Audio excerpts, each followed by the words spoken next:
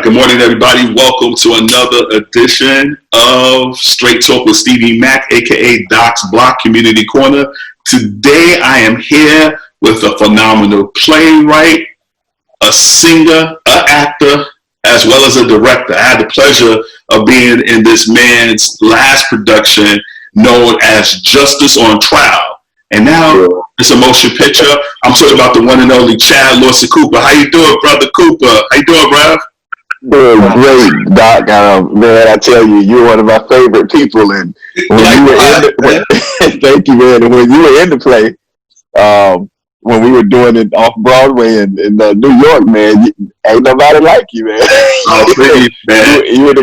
You were by far the best professor that we've ever had in the play, man. And I miss that. And when we come back to even though I live in New York, of course, and I'm based out of New York, but we come back and bring the show and start running it here. You got to come back and be the professor, man. I enjoyed it, man. I enjoyed it.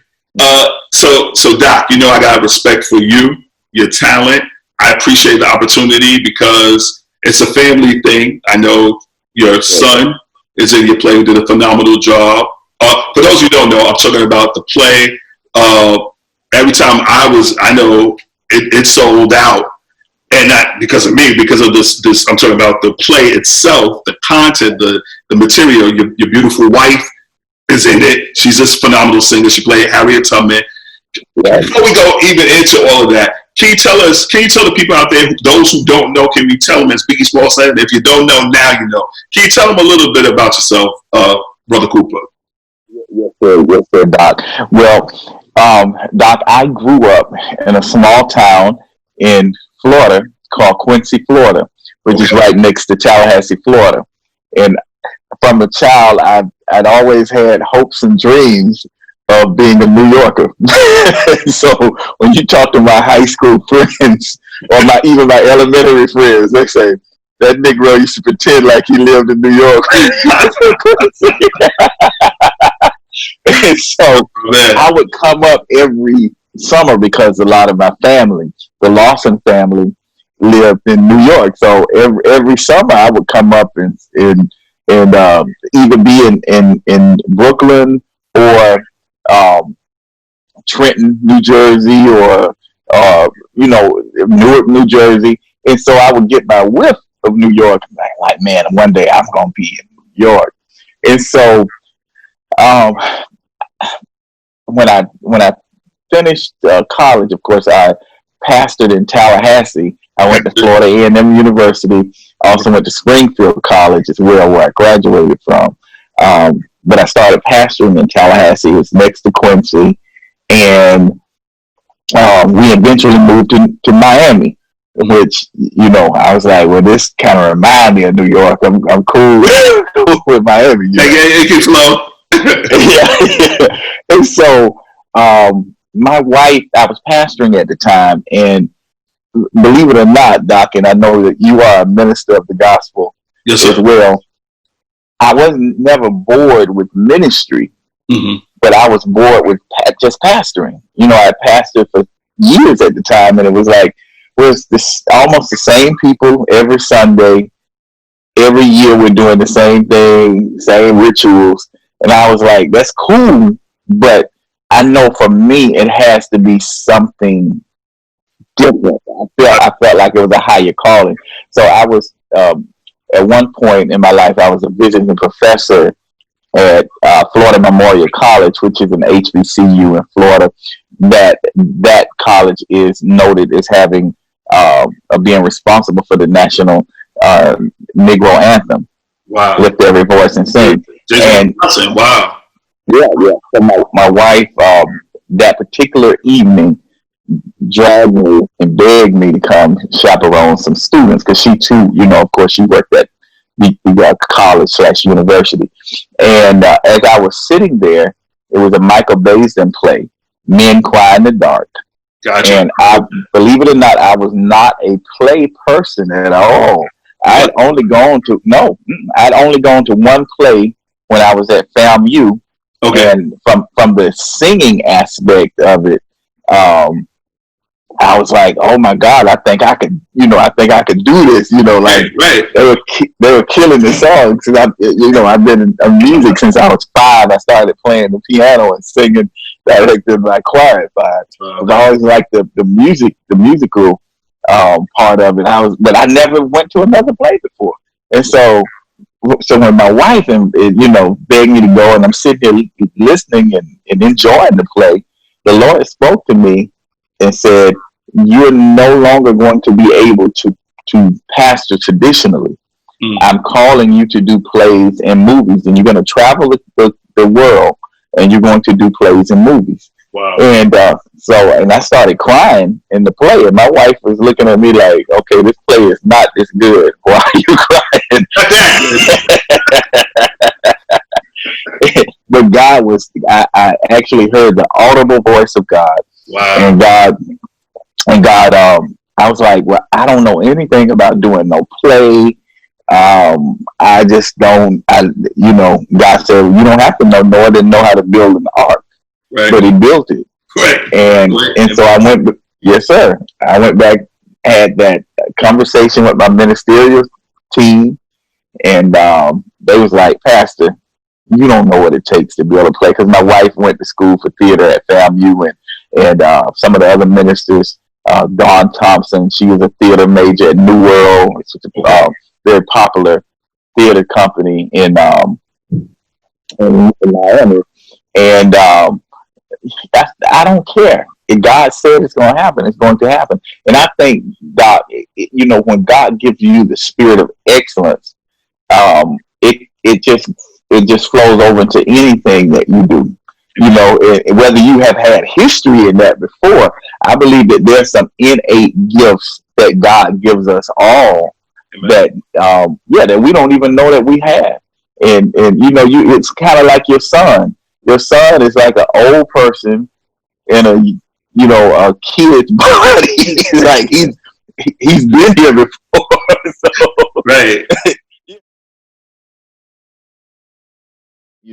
When you at home, you can, your family gonna love you regardless. Right. And it was a good play, but it was not a professional set.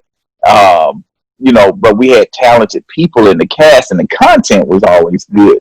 Right. So we decided we would take it to Palm Beach, which is about an hour and a half from Miami, and at a high school, and that we failed miserably.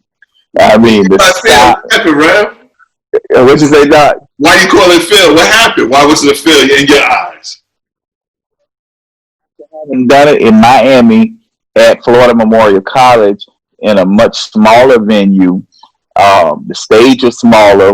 So the set didn't have to be as intense. Gotcha. And then we had, people that we knew there did the sound.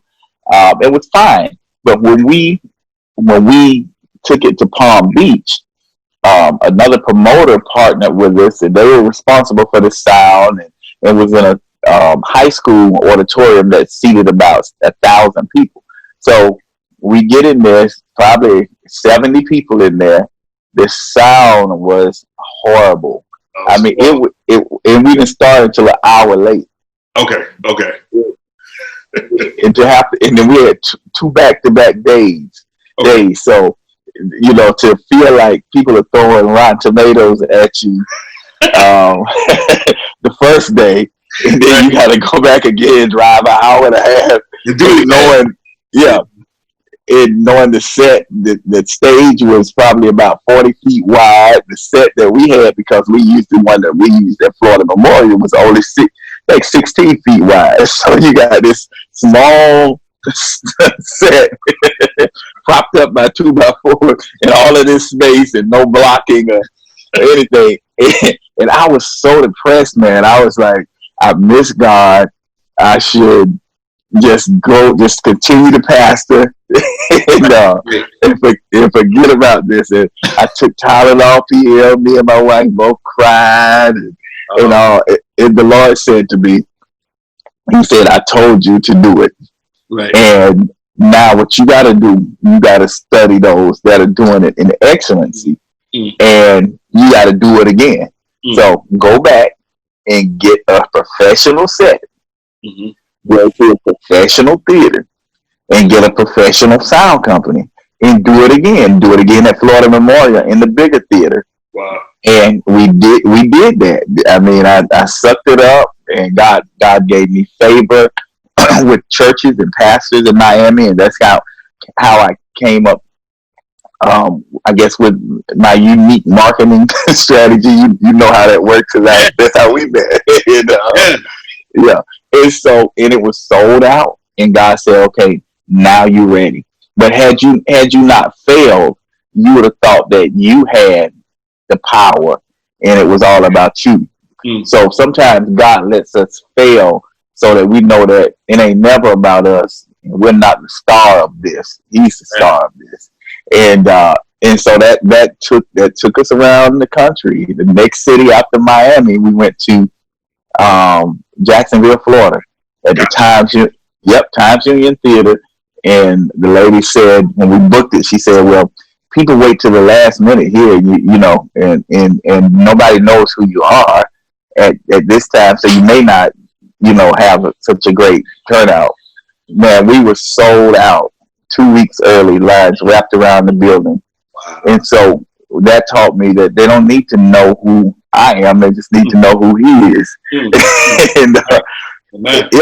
And then from there, you know, 10 years, 150 some odd cities where we toured with that play. We're living in and out of suitcases, and we moved to Atlanta. And Miami was just too far from everywhere we were going. Yeah. So we needed to be able to drive and to navigate that way. So we relocated to Atlanta, and I was gone most of the time in Atlanta. My kids grew up, you know, mostly there. And then from there, we ended up moving to DC for a little bit after we stopped touring with church.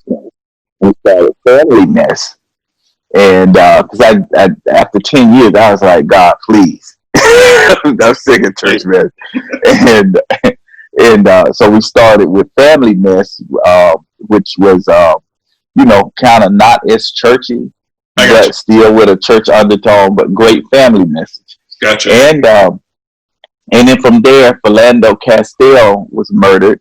I ended up moving to New York. I was like, well, what can I do theater and still be at home and not be away from my family? So that was the reason of moving to New York. And so I went straight into this big C. You know, New York is the mecca of everything, and theater, yeah. And I went into to Manhattan, and I rented my offices on 42nd Broadway, and said, if I'm going to do it, I'm just going to do it right.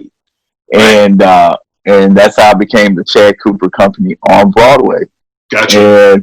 And Philando Castile, as I said, got murdered in 2016, and I saw the video, and it changed my trajectory of theater in totality of what type of art we create, and it became a social justice vision for me. And that's how Justice on Trial, Black Lives Matter 2, TOO, was birthed, which is the off-Broadway play that was featured at the Signature Theater for a while, and then in Brooklyn, as you know, the Roulette was our off-Broadway theater. Yeah. Right. And that's where the whole vision of it came from, and it's been a life-changing thing. And then, of course, you know, we toured a little bit outside of New York with Justice on Trial, and all the way to Los Angeles, Wilshire Ebell Theater, and Birmingham, Alabama. We had crowds of 3,800 people in one show. Wow. And then I met some of my FAMU alums in Hollywood when we were out there, and I discussed us doing a documentary or docudrama about it. And it really just shifted from a docudrama to a full feature film. Wow. And here we are. We were getting ready to debut it in Hollywood with AMC theaters, and then it would go nationwide. And then coronavirus came, Yeah. and but that's not stopping a thing. So now it's going to be virtually released, and it's so powerful. The movie version is so powerful and so up to date as to what we're going through as a people. And so at my summation, so here we are. We got the movie. The play is dope. The movie is super dope. And I'm living my dream. I'm a New Yorker living in Clinton Hills and doing what God has called me to do.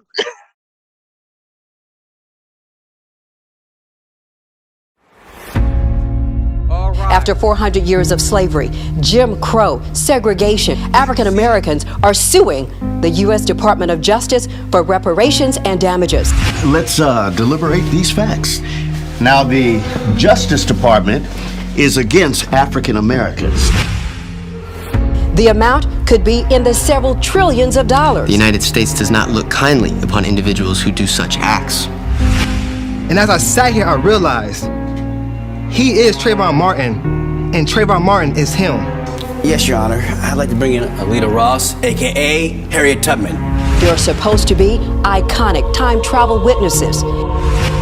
Over the past 400 years of denying people a fair hearing. Unless the government agrees to be sued, it can't be. And guess what? The government does not agree. So case closed. You said some things that I wanna backtrack on. First of all, salute, much props and love to you and your family. You already know how I feel. I'm gonna talk about the play, but you said something earlier, so we know that God called you, right? And I understand the why. You gave us the who, you guys, your family, First Family Theater, respectfully. I think you guys earned that title. The how and the why is that it was an extension of your ministry, right? You had said something I want to revisit. You said that you wanted to look at some people who did it in excellency. And when I mean did it, I'm talking about the vocation of theater or the art form of theater. Who were some of the people that you consider to be an inspiration to the body of work that you do?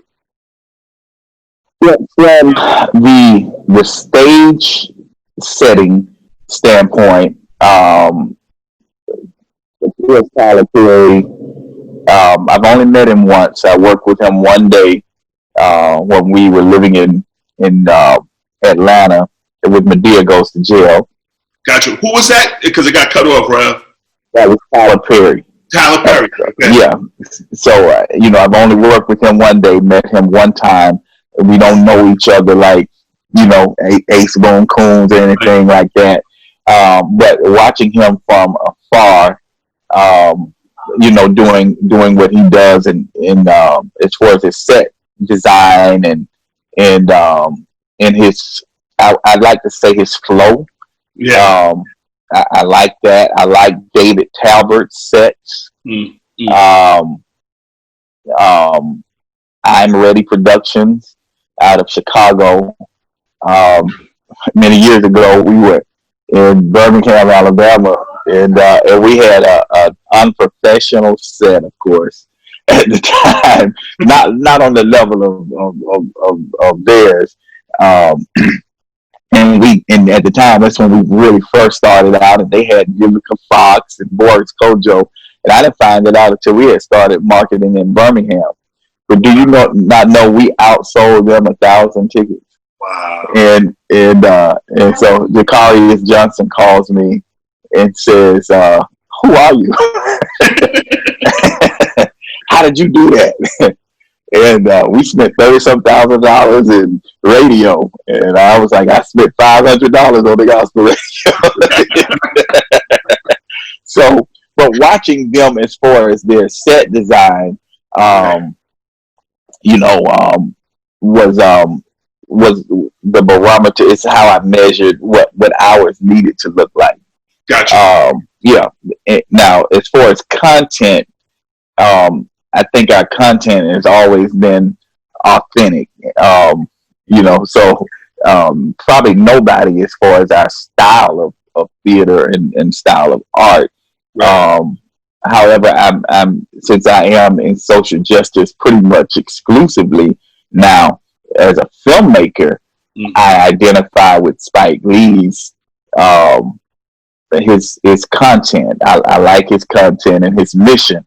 Right. So our similarities with that, kind of gel. And so I admire him for taking the stance that he takes. Because I'm all about, Black excellence. Sure. Right. I remember when okay, let's get into justice and trial, right? But I want to touch what you said about, thank you for that, by the way, shedding some light on, just because I like people to know, because you're an inspiration to me, right? And you're inspiring people now. But every person who wants to become an inspiration, at what point they were inspired. So I thank you for the journey. And I remember when I was telling people, like, yo, come out to this play, right? Church, it was an easy sell. Family, easy sell. But I had some, how do I say this? Like, militant friends, right? And I said, yo, this is a good play, which we're going to talk about the premise in a second, right? And I said, and he said, well, tell me, what is it like? I said, it's like Tyler Perry meets like black arts, a Miri Baraka thing, right? He said, what? I said, you got to see it. Bruh, he came to the show. He was like, Doc, I get it. He said, that was brilliant, right? People who saw it, they were like, oh my, and I think we talked about this when I was checking, like after the show, I was like, oh, people loved it for the fact that you were able to merge that quote unquote gospel circuit theater with the singing, the emoting, the connected to our people, right? The church people to connect. But then you also had the social relevance, right? Can you tell the people who did not get the pleasure of not seeing the play at first, can you tell them what is the premise of Justice on Trial, Black Lives Matter 2, if you don't mind? Absolutely. The play is actually Black Lives Matter 2, Justice on Trial. The movie is Justice on Trial, Black Lives Matter 2. The play and the movie basically are about two civil rights attorneys suing the U.S. Justice Department for reparations and ongoing damages to Black folks. And therefore, we bring back time traveler witnesses such as Harriet Tubman, Medgar Evers, and Emmett Till into a modern day courtroom, and they tell their stories to a modern day jury, Black, white, and Hispanic.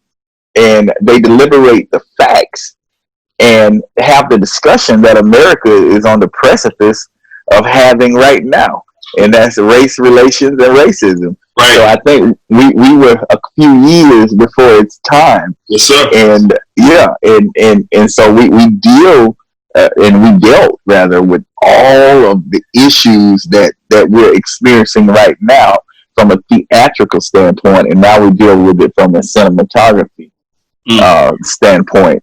And you notice, Doc, it's a real conversation that we have, and when the play version of it, there's nothing like the synergy that comes from the audience. When you guys, especially the witnesses and all, they're great to see Harriet Tubman come back and to almost see what it give you an idea of what she would be like, or Emmett Till or Medgar Evers. But the jury to have that conversation, and the way you all would go back and forth, and it would be real talk. One of my favorite lines in the jury is when I think your role as a professor, you started talking about Black inventions and Black power. Yes. And when the juror Charlotte would say, after we've done all of that, they tell us to get on the boat and go back to Africa. And the prejudiced white lady that's on the jury say, well, honey, if there's a boat going, you need to be the first one on it. To infuse that type of comedy into such a serious issue, and to make it palatable, right? So people can, but to see how the audience will respond, it was amazing. The first time we did it was at Medgar Evers College. Yeah, that's my father. Yeah. That's what's up. And so I had not done, by that time, of course, I had became, a professional at my craft, but I had not yet done a play that was non-gospel or non-church. So this is the first play that I'm not in that I had, actually produced. But I didn't want to be in it because I wanted to see it from the audience standpoint. So when we did it at Medgar Evers, I was afraid because I was like, I know how to reach church people, but this is a whole diverse audience, and it's a difference. It's a very touchy and emotional subject. And I sat in the audience, man. It was like I cried because people were feeling it. They were like, I mean, the arguments that were being made. I mean, they was. I felt like I was on a Good Times series or something. When they do the show, you hear the background showing up. Yes.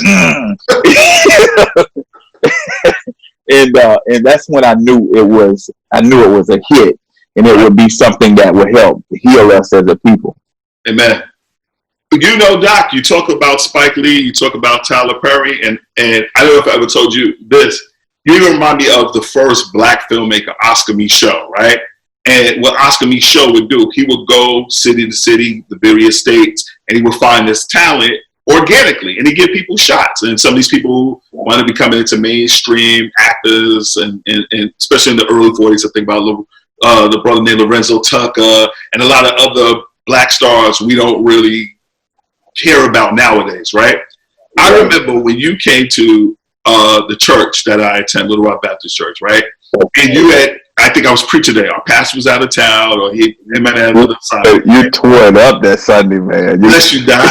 It was so crazy because I connected with you, right? You said, listen, at the end, I'm going to sell tickets, la, la, la. I preached my sermon. While you were pitching, you even sang a song. And I told my wife, she was in the congregation, I was like, we're going to buy 3 tickets. That was my intention, right? I go in the back, and you go, hey, man, brother, that was a beautiful song. So, thank you, man. I can't wait to see your play. You say, yeah, man, I want you to be in the play, right? So I said, wait, what? With this play? He went, yeah. And I was like, wait, but wait, huh? And I said, well, I got an audition. He said, no, that sermon was your audition, right? So I thank you for giving me that opportunity because minor plays and Mega and, Billie Holiday when I was younger. Right. And I wanted to get back into theater, and you gave an opportunity for my wife and myself. And I imagine it wasn't just me. Like, the beauty is, I think, and you can speak on this, your strategy is brilliant because it's like, I don't like to say revolving door because well, I guess it is. People come and they go, but it's also, you give it opportunities, right? And it reminds me of like that in-house star system, right? Where people want to see themselves on stage. Like, for me, the energy was crazy backstage every night that we perform.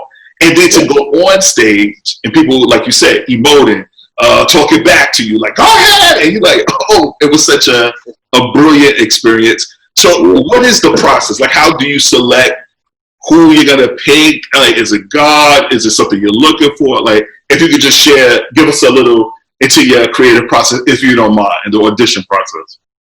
Absolutely. I would like to say, though, first of all, you were excellent. Your flow was, I mean, when I was sitting there, I was like, oh my God, this guy operates in the spirit of greatness. And so it just had, you're welcome, man. It just had to happen. I was like, he needs to be the professor. Wow. I could see it. You know, that's part of being a visionary. Right. And little did I know your wife is a great actress too. Yeah. And but you paved the way. I mean, the way you took that message and it wasn't just a regular sermon. You acted it out. I was like, this brother is dope. And so I felt that God spoke to me. Right. Yeah, and so and many a times it's like that. When we have toured, I've had the pleasure of meeting, people that I see that are great, and and it's just an opportunity to, if it's not but anything, to give them a one-time chance to partner with us, to merge with us, and to have that feeling that you can only get from a packed out theater. Yeah. With people, just cheering you on, and there's nothing like it. Nothing like you can ask film stars, what's your preference? Is it doing films or is it doing live theater? Nothing like it. Nothing like it. Yeah, man. I never did film, but just the energy, I was like, oh, and every night was packed, Doc. Like it was like, and I said, man, this guy is not only a brilliant writer and director, right? Because you were like, to hear this conversation now, that's how I know there's a God, right? Everything works in divine timing and divine order, right? The movie's coming out, the play, but at the time, the play, people were like, oh yeah, reparations. 2 years later, Doc, that became one of the central debates or ideas. I mean, they should have been said that. But I feel like you captured the zeitgeist, you captured the moment, right? Now, so salute to you, salute to your wife who played Harriet Tubman, for those of you who don't know. His son is awesome, Chad Lawson Cooper as well. Both of them, all three of them can sing. He played Emmett Till, and just a beautiful cast. David, the whole 9 yards. You gave the brother Redeem played Mega. Also Lorenzo Chambers played it. Now Redeem actually has a song in the movie. He does? Oh man, out with his song. Yep. Listen, man, I was in the movie, Rev. You got to. You know what? I'm working on another one. Okay. That it's gonna be dope. I'll talk to you about it off camera. You need to be in that one. So all jokes aside, I was honored. I remember you sent me the trailer. I don't know, maybe a couple months ago. I don't think recently, right? And I was like, I'm not even gonna lie, a tear came to my eye. Because you and I know we talked. I was like, Doc, man, you should be on Netflix. They looking for black artists. Like, yeah, Rev, it's coming, Doc, it's coming. I see the movie. Can you tell us who's in the film so people can understand? Like, I was like, oh, wow, this is some dope stuff. Can you share if you don't mind? Sure. Well, of course, you mentioned my wife, who's an extraordinary actress and singer. Alicia Robinson Cooper, correct?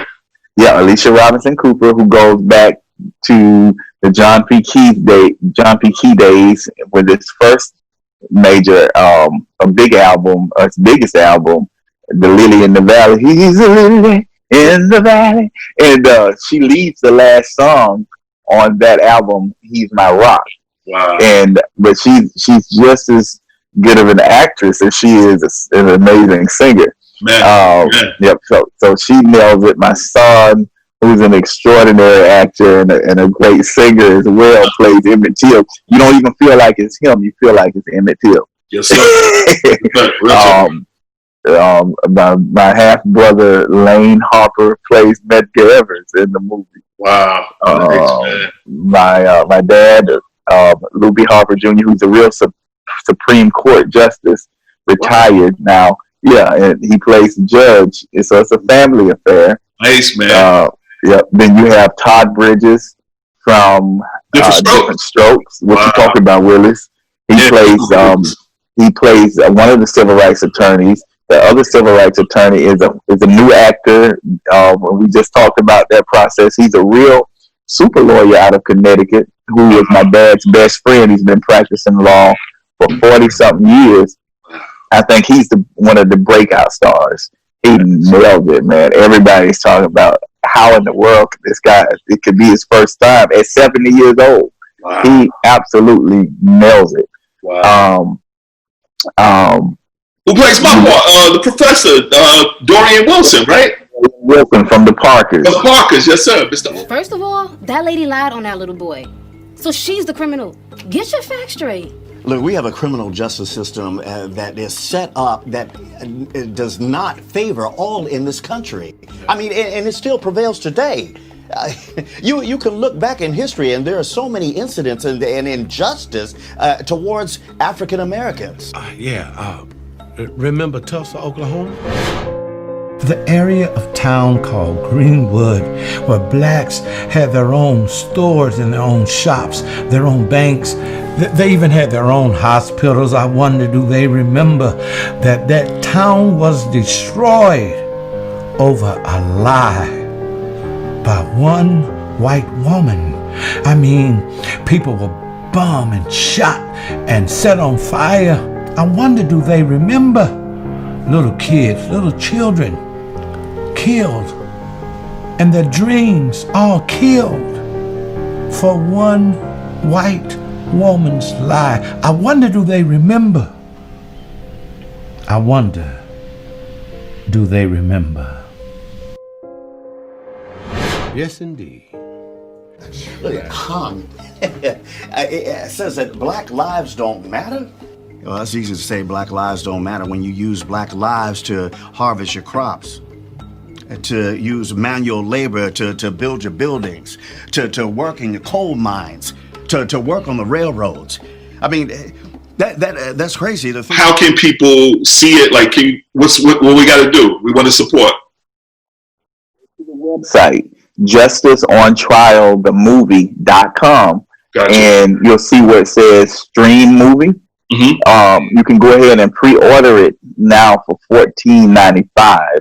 And it's a 48-hour rental that will open up on July the 4th for 48 hours. We want to watch it on July the 4th, particularly because they bill that day as Independence Day. So we're going to make it our Independence Day. I like it. July and Juneteenth. We're going to celebrate it all. Wow. So if you go there now, you can download it. Well, not download it, but go ahead and pre-order it at $14.95. It's a quality film. It's $1 million film that we personally finance, and so it's quality, man. It's quality. I've watched it myself, and our tears come to my eyes. Like, wow. Man, this only God, because I happened to meet some of my FAMU fellow alumnus in Hollywood who has a movie production management company, and that's how it kind of really all came to materialize. Burke Management from Beverly Hills. I'm sitting in the church, same way, and I see this little properly dressed, a snooty little black man walk in, and I'm like, I'm not in the mood for this now today. So he sits down by me, and he sees FAMU, my FAMU card holder on the back of my phone. He says, "What you know about this?" I said, "That's my school." He said, "That's my school too," and the rest is history. So, So David Arquilla, and David from the play, he nails it in the movie as well. Loretta from the jury. Reprises it. Love it, man. Yeah. She's in the movie. And several new stars. Johnny Hollinshed. And you'll see them. They're all brilliant. And it's just a good. And we were able to, because we had actually did a Princeton review with the movie, and it was a little shorter than what we wanted. We had actually the week before Corona went back and filmed 30 more minutes to add to it. So we were able to even mention Corona in the movie. Wow. We were able to mention the protest before the protest started. Wow. We got Black Lives Matter stuff in it. The jury is so dope, man. When they talk about, that part where they talk about Tulsa, Oklahoma, we're showing you the bombings. We're showing you the city on fire. Black Wall Street? Oh, wow, Rev. We got even down to when they talking about, you remember when in the play when you always say Sandra Bland, Michael Brown Jr. Yeah. We even got George Floyd in there. Elijah, there's a guy, Elijah, I can't think of his last name, but he has a song called Hanging Tree, which is going to be on the soundtrack as well. Wow. And who's that man that I see hanging on the hanging tree?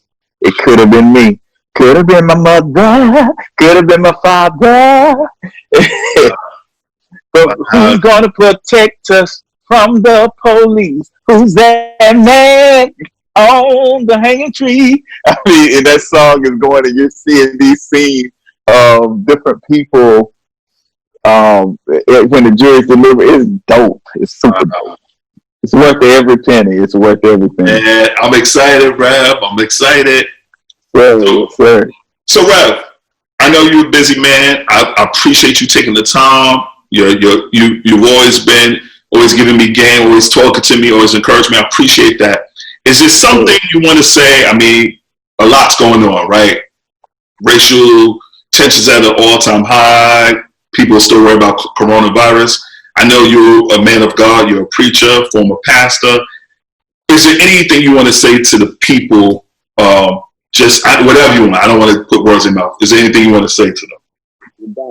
I really feel that this is a real time of change for us as the African diaspora. Mm-hmm. That God is, it's something about 2020 that God saved it for such as a time like this.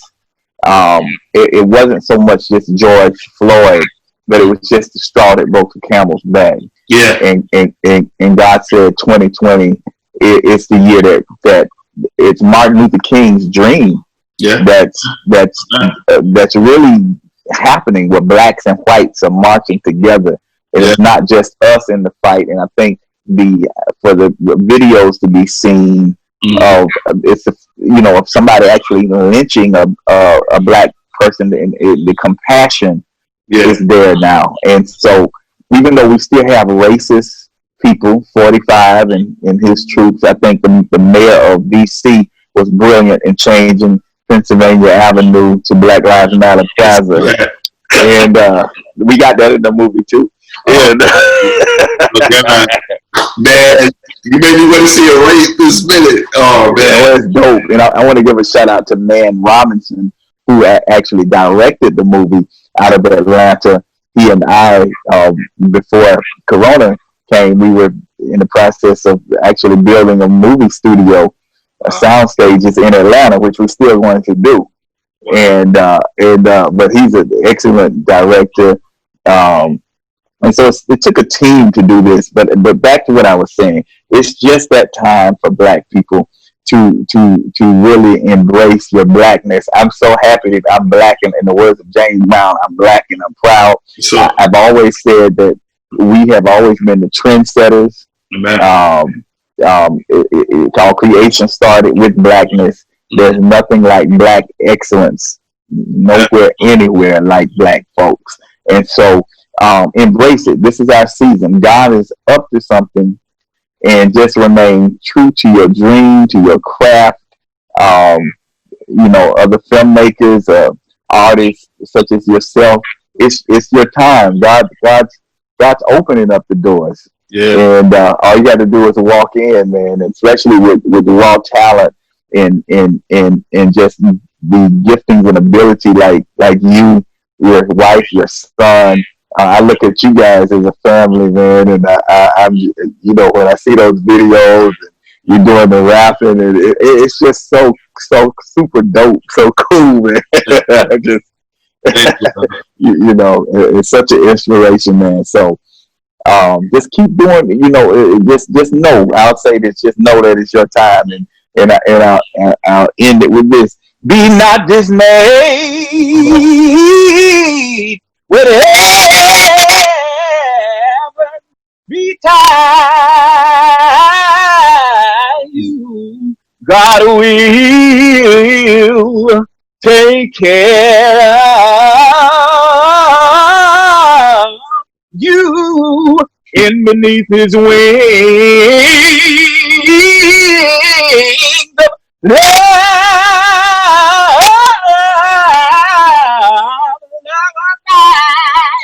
God will, even through Corona, God will, even through this racism, God will take care of you. Woo! Man, you about to get me shouted. Bless me, God. Good, man. Listen, I love you. I was going to join in. I'm going to do a solo so no one can hear me.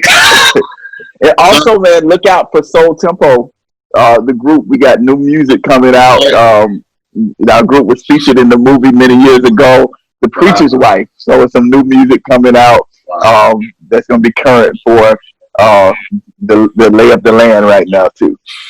Rev, phenomenal talent. See, people, the brother was singing through Zoom and you felt that. So, Rev, man, thank you. Thank you. Chad, his other children, love to the entire family. And thank you for taking this time, Rev. God bless you.